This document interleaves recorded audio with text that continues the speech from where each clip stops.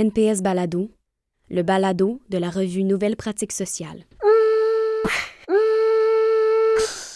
On a eu la chance, en fait, d'avoir des personnes autrices qui ont vraiment étayé de façon très rigoureuse leurs travaux dans ces numéros, qui abordent comment est-ce que les services sociaux se sont transformés pendant et après la pandémie.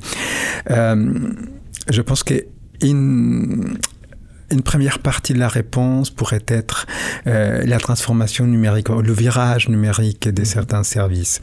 Durant la pandémie, on se rappellera, tout le monde, on est passé à des réunions par Zoom, à du télétravail. Et pour les personnes qui travaillaient dans l'intervention sociale, ce n'était pas nécessairement une pratique habituelle de travailler à distance avec des personnes avec qui elles font de la relation d'aide, par exemple. Donc, il y a eu une adaptation qui a dû être faite par les intervenants et intervenantes du milieu social.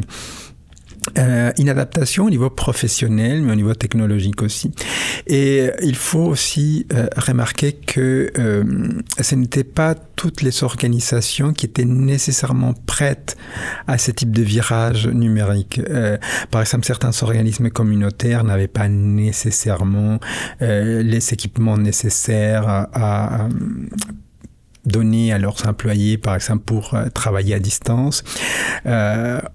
Et même les organisations publiques, on se rappellera sans doute des histoires et des anecdotes concernant les fax qui étaient utilisés à la santé publique, ou le manque de caméras web dans certains bureaux de santé publique également.